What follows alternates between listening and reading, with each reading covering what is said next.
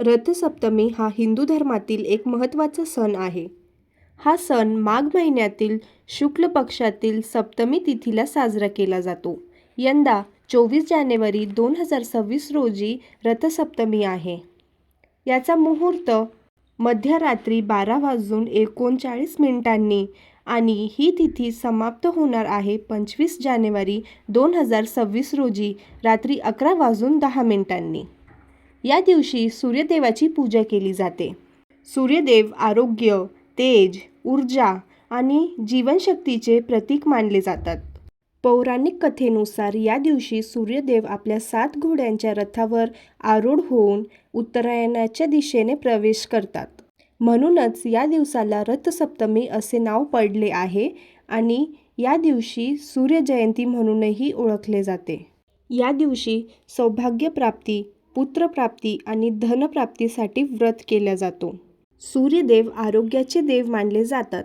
त्यामुळे रथसप्तमीच्या दिवशी सूर्यपूजा केल्याने रोगप्रतिकारक शक्ती वाढते, शरीरात ऊर्जा येते आणि मानसिक शांतता मिळते. रथसप्तमीच्या दिवशी पवित्र स्नान करण्याचे विशेष महत्त्व आहे. स्नानासाठी शुभ मुहूर्त पहाटे 5:26 पासून ते सकाळी 7:13 पर्यंत असणार आहे. त्याचबरोबर स्नानानंतर एका तांब्याच्या कलशामध्ये शुद्ध पाणी घालावं, त्यात लाल फूल, अक्षता आणि थोडे लाल चंदन मिसळावे. त्यानंतर उगवत्या सूर्याकडे पाहून ओम सूर्याय नमः म्हणत हळुवारपणे सूर्याला जल अर्पण करावे.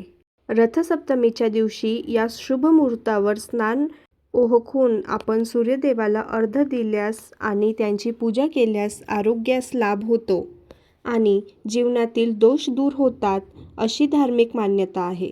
घरच्या अंगणात किंवा पूजेच्या ठिकाणी सूर्यदेवाच्या रथाची सुंदर रांगोळी काढावी.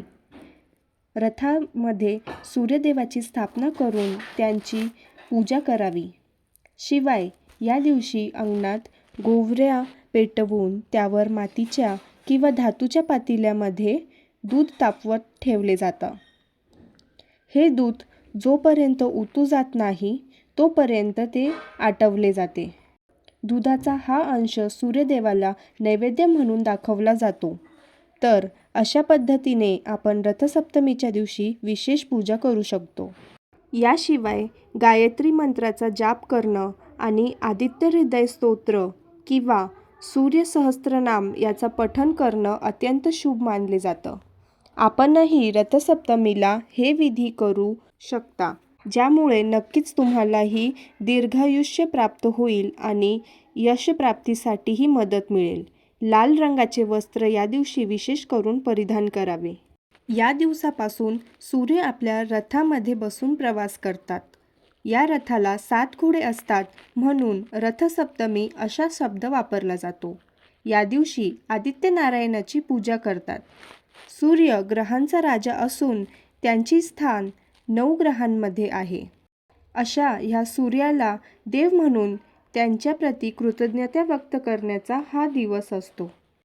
तुम्हाला या व्हिडिओमध्ये सांगितलेली माहिती कशी वाटली मला कमेंट्समध्ये नक्की सांगा. व्हिडिओ आवडला असेल तर नक्कीच व्हिडिओला लाईक करा, शेअर करा आणि माझ्या चॅनलला सबस्क्राईब करा. धन्यवाद.